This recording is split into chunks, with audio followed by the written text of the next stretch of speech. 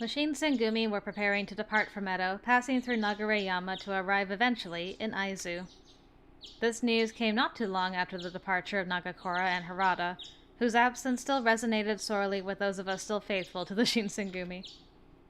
Word of our eventual departure to Aizu came rather unexpectedly, leading to the frantic scramble of many warriors hurriedly preparing for our mass migration.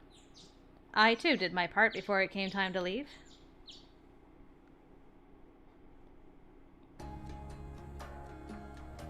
Huh? Hey, Chizuru. Going somewhere? Yes, I noticed we were short on medical supplies and our stock of medicine, so I'd wanted to fetch some before we moved to Nagareyama. Ah, gotcha. Well, why don't I tag along with you? What? I mean, are you sure? Hell yeah! Even if I stuck around here, they'd probably shove a broom in my hand and put me to work. Besides... Heisuke snuck an inquisitive glance towards Sanan's room, nudging his nose off to the side.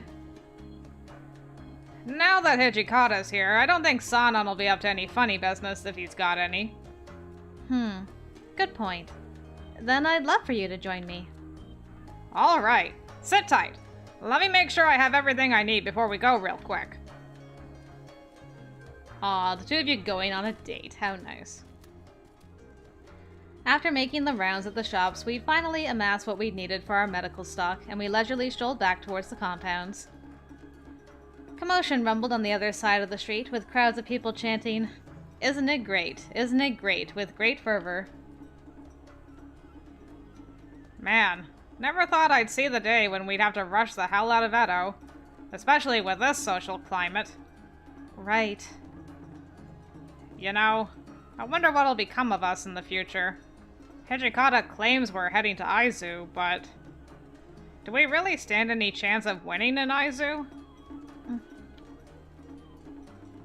Until recently, our safety under Hijikata's dutiful leadership had never been called into question. But after suffering back-to-back defeats at both Tobafushimi and Kofu, things were beginning to change. Would we, as Heisuke put it, realistically have any chance of victory in Aizu? Perhaps, more pertinently, did Heisuke have any more desire to fight, especially all the way in Aizu? As we passed a dim alley, Heisuke blurted out. Aw, shit! Chizuru, let's hide! Huh? What? Huh? Heisuke yanked my arm, leading me behind a building from which we slowly peeked our heads. Pardon? Footsteps echoed ominously from the alley. By the sound of their pace, it was a man and a woman. Was it a rendezvous or something else? What? Who is this cutie pie? She's adorable looking. I know you. I can never remember your name. Who? What? Alright, well. Gotta remember your voice. Oh, my master needs to give it a rest. Always piling on these ridiculous requests, one after the other. Lately, he told me to sketch 100 of those damn Isn't It Great fanatics for him. I mean, it's for a good cause though, right? Well, yeah, but once you get in the face of one of those ruffians, things can get a little troublesome.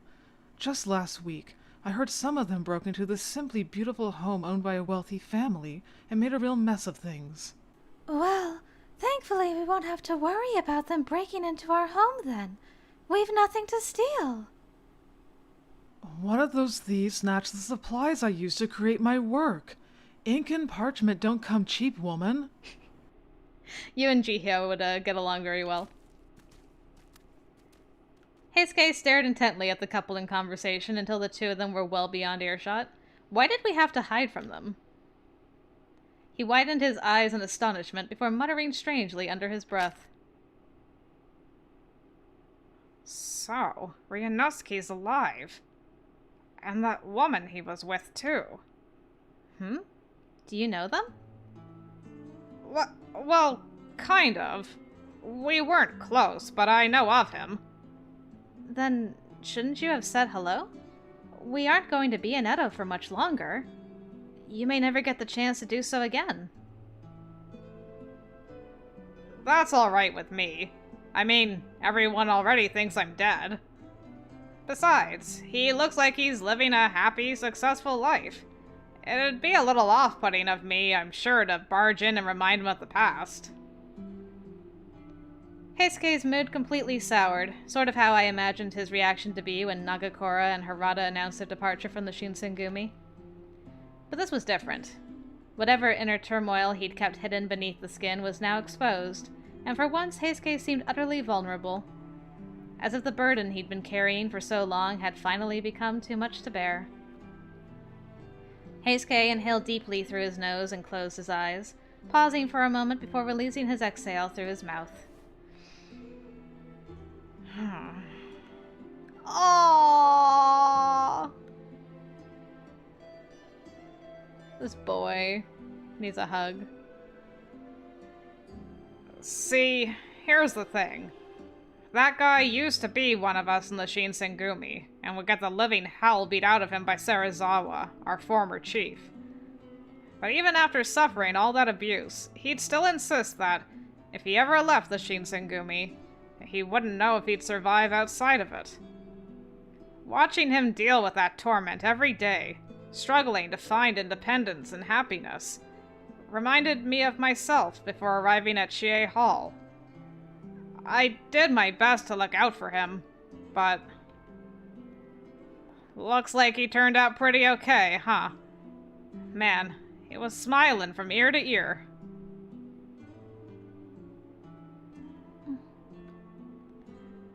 I noticed something peculiar as soon as Heisuke mentioned the words "smilin'" from ear to ear.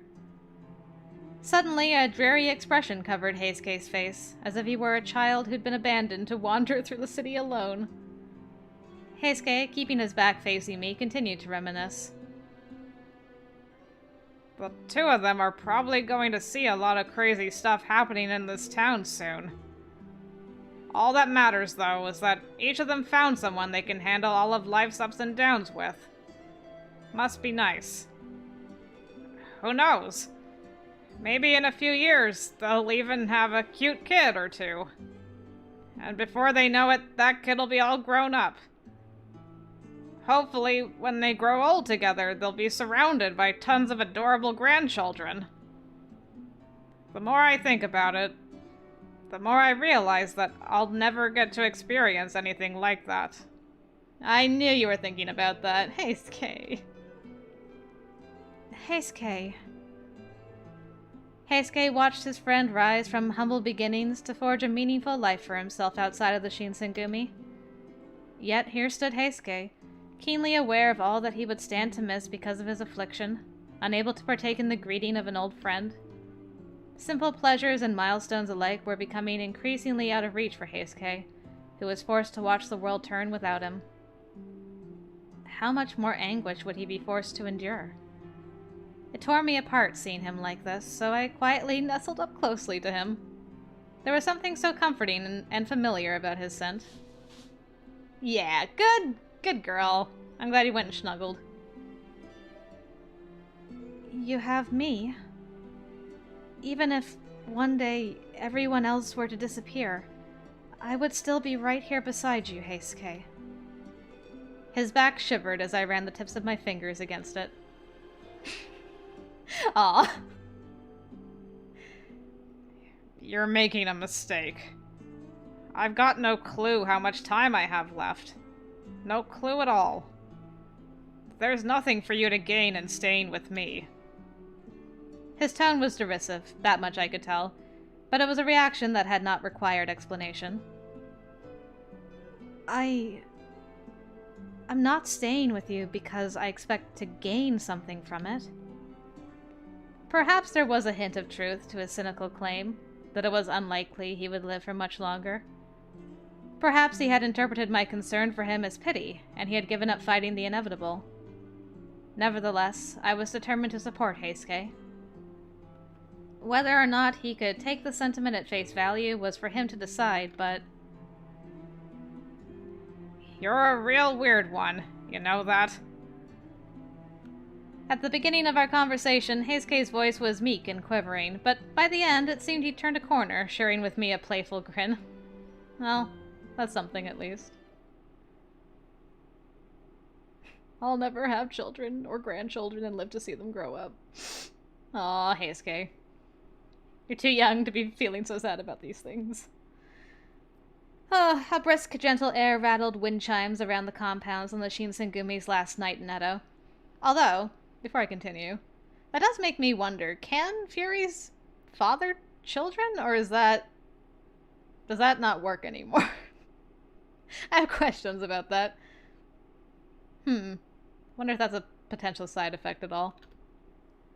A knock upon my door startled me around midnight. Miss Yukimura, are you still awake? Soma? Is that you? Yes, I am. Is everything okay? A visitor has arrived looking for you. They said that they wanted to ask you something. Me? A visitor? Who could it have been? Sen? Kimigiku? The doctor? Understandably, I was a little confused, and I cautiously followed Soma to greet my surprise guest. Hello? Kimigiku. Oh, Chizuru! My deepest apologies for disturbing you at this hour. What's going on, Kimigiku? I heard you had something to ask of me. The princess was adamant to arrive here in response to the message you had sent her, but... significant time has passed since she left, and as I have had yet to hear from her, I am concerned. I didn't send the message. Sanan. What? You are mistaken. I haven't sent any message to Sen. This is bad. Wait, how can that be? Earlier this evening, the princess received a letter from Dr. Matsumoto, allegedly on your behalf. So the doctor's in on this scheme. Maybe it's not Sanan. Are Matsumoto and Koto still friends? The plot thickens. What? I assure you, I've sent no letter for Sen. Which means someone may have forged your name in the letter. Someone? But there are only a few people who are aware of Sen's presence in Edo, or even about her connection with Dr. Matsumoto, isn't that right? Indeed. Aside from Dr. Matsumoto and some of your members here, the knowledge of her whereabouts has been very discreet. So, that means the only other people who know about her whereabouts are myself, Heisuke, and Sanan. Wait a minute, that's right. Sanan was with us the day we encountered her. He was fully aware of how to reach Sen and where she would be. Just then. Huh? Chizuru, that you? And, Kimigiku, was it?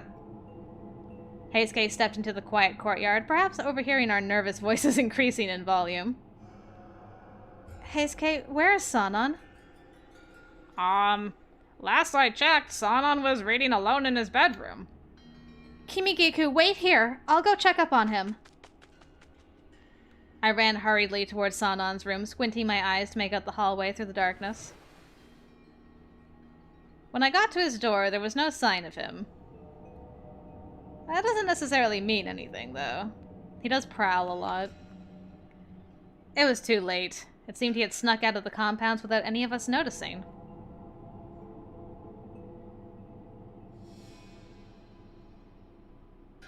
I mean, it is a possibility that Sanan can be a villain in some of these routes, but I always believe in him until there's no shred of a doubt left.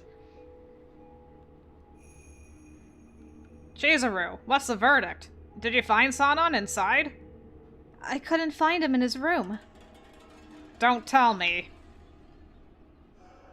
We must search for him now and leave no stone unturned. I have a terrible feeling about this. Wanting not to waste a second more, Kimigiku, Heisuke, and I bolted in search of Sanan. The nerve of him to forge my name in order to trick Sen into coming to meet him.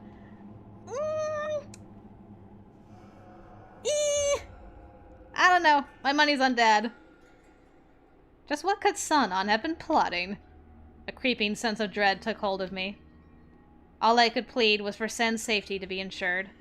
A hollow gesture, but what else could I do? Panic. Fret. After a frustrating yield of no results, the three of us split up to widen our search, but...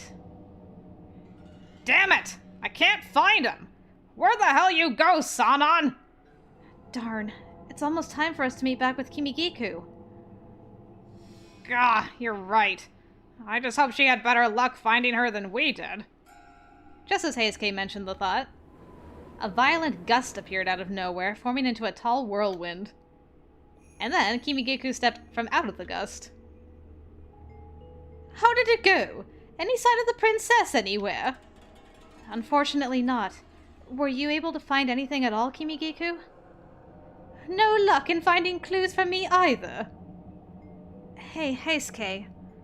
Can you think of anywhere, any place at all that he might have possibly gone to? I honestly have no idea. Knowing him, I doubt he'd take her somewhere he knows we think of looking. Oh no. Suddenly, the panic began to feel very, very real. Whatever purpose Sanan had for questioning Sen was alarming, but for him to do so in this manner? Was all of it a ploy to obtain more crucial information on the Furies from her? That seemed unlikely, given that he hadn't needed to approach her secretly for a reason like that. After a moment, Kimigiku locked eyes with us. Why don't the two of you return to the compounds for now? You're right. Maybe Sanan's already made his way back. Where are you off to from here, Kimigiku? For now, it is imperative that I continue my search for the princess. Like both yourself and Shikage Kazuma, the princess is a pure-blooded demon, so it is unlikely that she is at risk from either human or Fury hands. But then again, we cannot say for certain. I wondered if she was a pure-blood like me. She is a princess, after all.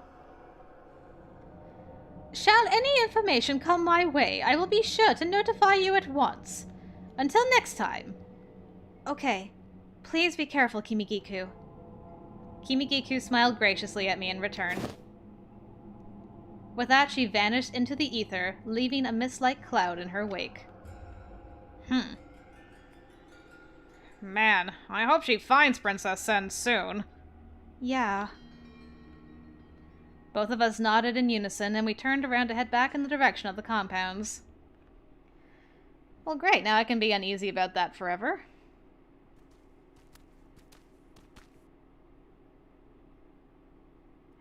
Yes. As we made our arrival, Heisuke blurted aloud. Hey, Chizuru, look! Look who's standing over there!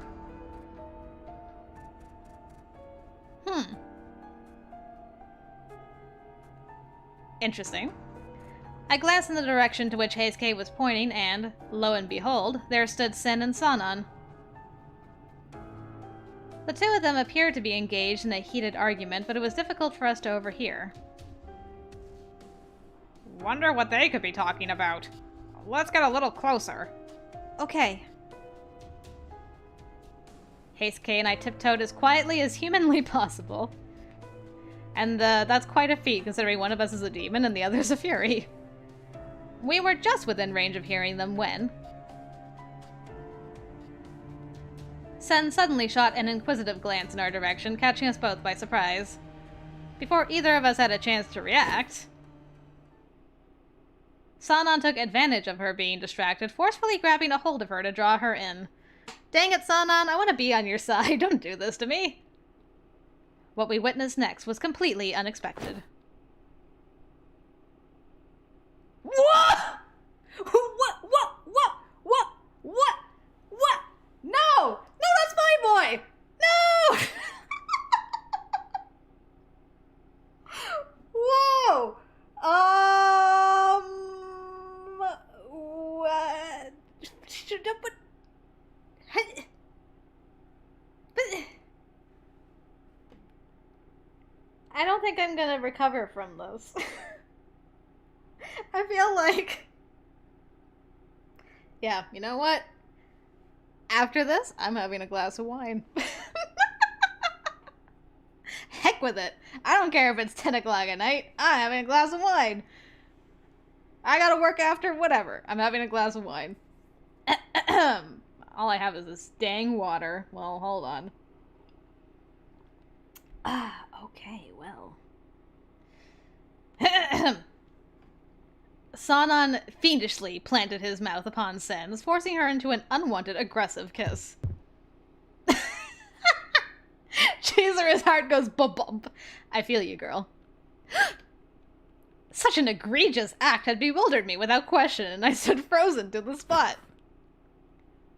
Sen attempted to force Sanan back, struggling to put any distance between the two of them, much less to break free from the clutches of his face. However, because of his fingers firmly gripping her arm, she was unable to free herself at all. After the painfully uncomfortable moment, Sanan had finally separated himself from Sen. Keisuke Aloysius Sanan. What's the I don't even have a theory. I have, like, zero theory for any of that. Okay, continuing. As Sen was caught in a violent coughing fit, I saw a thick red bead strip from out of her mouth. That I did actually wonder. Because she mentioned that the blood from demons in France allowed them to take control of humans that drank their blood? Or something, right? It was something like that. I can't remember exactly. So when he kissed her, I'm like, is he doing a Tay thing? Tay/Toma? Of, like, putting blood into her mouth? But then where did he get the blood from? Or it could even be the water of life, because it's red beads. The water of life's red, too. I don't know. Mind control. Wait a minute. Whoa, I just had, like, a brainwave. I'm sorry. There's, like, this is very tense and everything, and there's, like, crazy stuff happening. But mind control. Koto's water of life thing allowed him to take control of Chizuru in Hajime's bad end because key ingredient is from demons in the West, from France, where that's a thing, right? Am I crazy? Did I just, like, learn something here?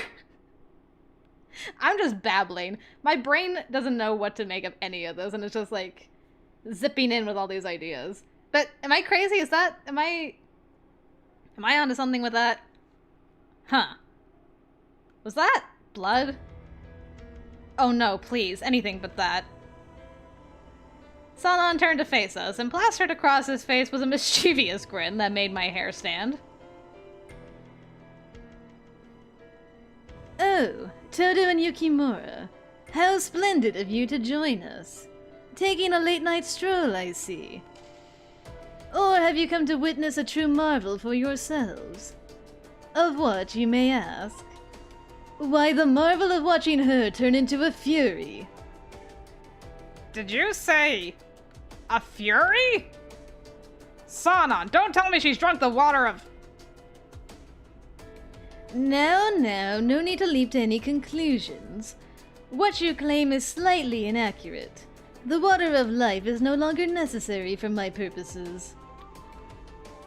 Now, the blood that courses through my veins has the very same potency as the water of life. Did he bite his tongue?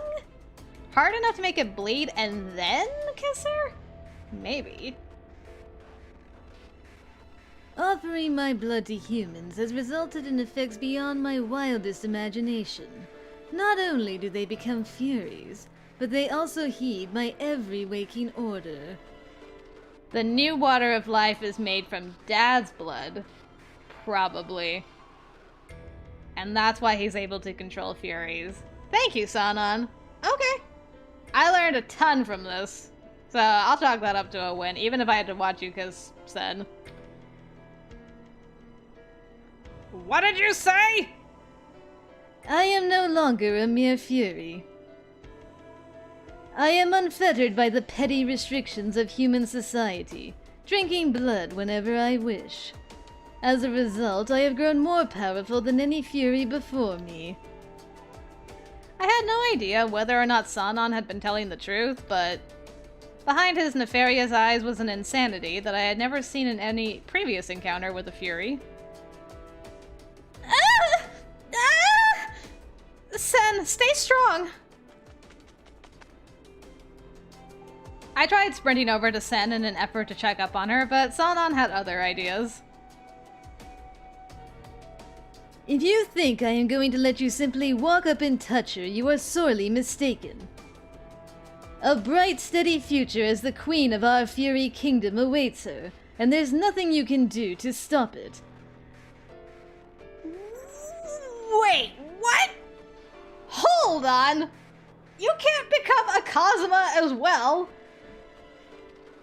So, your plan in this is to turn her into a Fury by mind controlling her into becoming your wife, and then you're gonna become king and queen of a Fury Kingdom, and... What? What? And why Sen? Look, okay, you can make fun of me in the comments. It's fine. I'm a little offended that he didn't pick me for his queen. I'm just saying, it would have been an interesting fight between Sanan and Heisuke for Chizuru's affections of sorts, but he thought of Sen? Is it because she's already a princess? Or did he not want to step in and take Heisuke's girl because he's like, look, I shipped them before all this happened. I can't just step in now. I got questions. I got questions about why he chose Sen specifically for this. Because we're both on the same level of, like, pure-blooded demon ladies, so... I'm a little offended that he didn't pick me, okay? That's what it comes down to. I admit it. A Fury Kingdom? Indeed. Behold, even one of the strongest, most pure-blooded demons has succumbed to my will. I have brought her to her knees. Her mere existence would bring to light the sheer power of the Furies, beyond anything that words could describe. He did... what? Sanan, don't tell me you've tainted Sen for the selfish reason of trying to prove how powerful Furies are! You believe my reasons to be selfish, do you?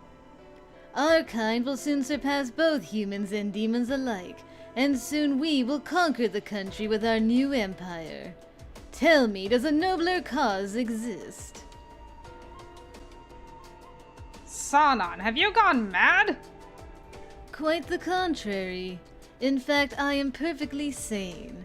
I find it unsurprising that the two of you would voice your concerns so petulantly. Heisuke unsheathed his katana out of frustration. The blade trembled in his shaky hands. There's not a chance I'm gonna let you get away with that!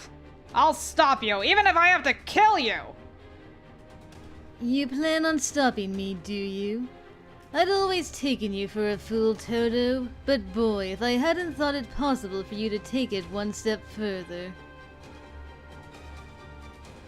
There would be no challenge in defeating you, even if I only have the use of my left hand, so... Now would be the perfect opportunity to test your incredible powers. Princess, the time is now. I wish to see how those two bleed. Sanan's eerie eyes glowed frighteningly, and he gestured to an increasingly fervent Sen. Oh no, my girl. Who would ever heed your commands? Despite Sanan's best efforts, Sen retained some of her autonomy, wincing through gritted teeth. Her thick head of hair was damp with sweat, which dripped down her forehead and onto her chin. Resisting Sanan's orders was no mean feat, a sight made all too clear by Sen's disheveled appearance. Oh? Perhaps I hadn't given your demonic powers enough credit. Quite the accomplishment to defy me with such impunity. I eagerly await the sweet taste of punishing you with abandon, unlike my previous subjects who buckled too easily under the weight of my command. Dang. Sanan turned his head and glanced suggestively at us. Just then. Ah! They're all clones! Peeking through the darkness were dozens of tiny red eyes gazing at us. We were surrounded. They were everywhere, atop the roof of the compounds, beside shadows on the wall, and within the mansion. How Sanan had been able to hide, let alone recruit, so many Furies utterly baffled me, and each instance of eyes appearing petrified me into a state of shock. Well. Where the hell did they come from? I always thought Kazuma exterminated most of them, and whoever was left died after the Battle of Tobafushimi. And then when we found those other two murdering people on the street, right? Sanan, don't you dare tell me that you've been turning the innocent people of Edo! Turning? No, my friend. Gifting. I resurrected them and granted them powers beyond compare. Sanan's eyes glimmered eerily behind his thick frames, grinning in pride as he admitted his act. For him, there was nothing to apologize for, as apparently all along it had been his intention to infect the world with this vile affliction. I trusted you. God damn it. I respected you. Unlike me, who's too easily swayed by emotion, you were always level-headed. I looked up to you. You were dictated by reason, by moral conscience. We trusted you. I thought you were the one who would help us make something out of the Shinsengumi. But now, no matter what happens, I will never forgive you. Heisuke was enraged, fighting back tears as he spewed all of his pain at Sanan. It's like Obi-Wan and Anakin all over again. Ever since we moved to Kyoto, we made a promise. For 5 years, we protected the people of Kyoto. So what? Now you're gonna throw away everything you stood for? All of that means nothing to you? Heisuke's incensed screaming made me flinch nervously, but Sanan barely even lifted his eyebrows. How easily I've forgotten. My life as a human, that is. How desperate are you that you cling to the past so hopelessly? How long do you think that sentiment will carry you, boy? After delivering his icy retort, Sanan turned once more to face Sen.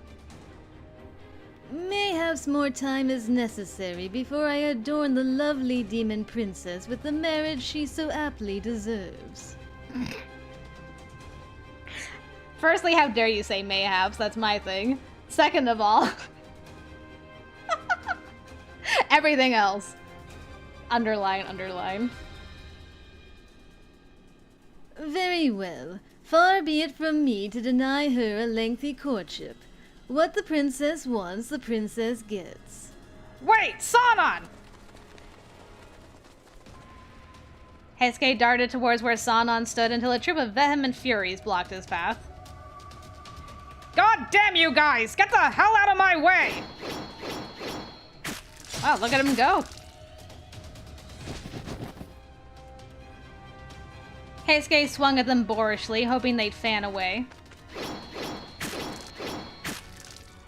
I don't even know who's bleeding.